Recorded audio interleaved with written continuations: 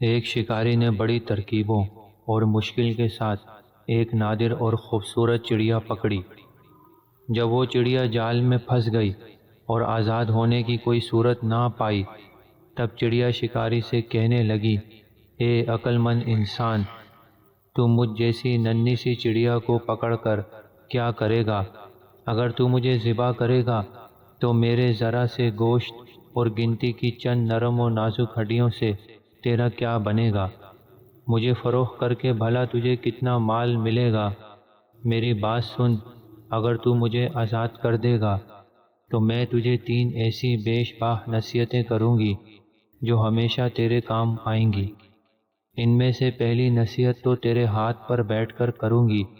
وہ نصیحت ایسی ہوگی جسے سن کر تیرا خون بڑھ جائے گا۔ دوسری نصیحت دیوار پر بیٹھ کر کروں گی جو اعلیٰ درجے کی ہوگی۔ تیسری نصیحت درخت کی شاخ پر بیٹھ کر کروں گی، اس لیے تیری دانائی، جواں مردی اور دور اندیشی کا تقاضا یہی ہے کہ تو مجھے آزاد کر دے۔ ان تینوں نصیحتوں پر عمل کر کے تو دنیا میں بڑا نام پائے گا۔ شکاری تھوڑی دیر غور کرنے کے بعد راضی ہو گیا۔ چڑیا اڑ کر شکاری کے ہاتھ پر آن بیٹھی۔ پہلی نصیحت یہ ہے کہ ناممکن بات خواہ کیسا ہی شخص کہے، اس پر یقین نہ کر۔ یہ کہہ کر چڑیا پھر سے اڑی اور دیوار پر جا بیٹھی۔ اس نے دوسری نصیحت یہ کی، گزری ہوئی بات کا غم نہ کر۔ اس کے بعد چڑیا نے کہا، میرے وجود میں 3 مثقال وزن کا ایسا قیمتی موتی ہے جس کی قیمت 7 اقلیم میں کہیں نہیں۔ یہ موتی پا کر تو اور تیری اولاد عیش و عشرت سے زندگی بسر کرتے، مگر افسوس کہ تو نے مجھے آزاد کر کے یہ بیش باہ موتی ہاتھ سے کھو دیا۔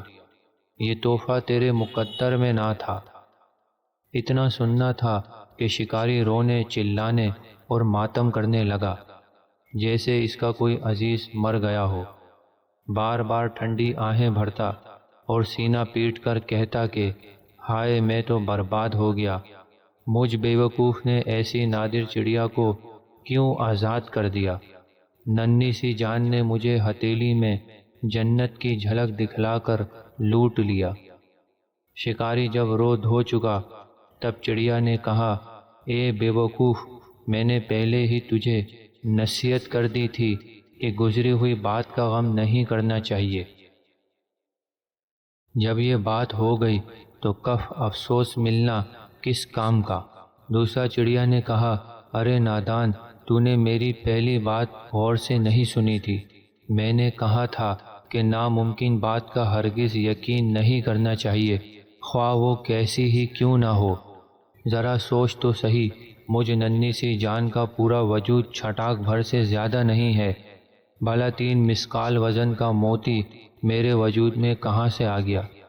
یہ بات سن کر شکاری رونا دھونا بھول گیا، حیرت سے چڑیا کو تکنے لگا اور کہنے لگا، بے شک تو ٹھیک کہتی ہے۔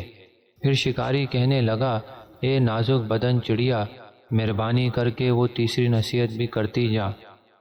چڑیا نے کہا، ارے بھائی، تو نے میری 2 نصیحتوں پر کون سا عمل کیا جو تیسری نصیحت بھی مجھ سے سننا چاہتا ہے؟ وہ قیمتی نصیحت تجھ جیسے بے مغز انسان کے لیے نہیں ہے۔ یہ کہہ کر چڑیا درخت سے بھی اڑ جاتی ہے۔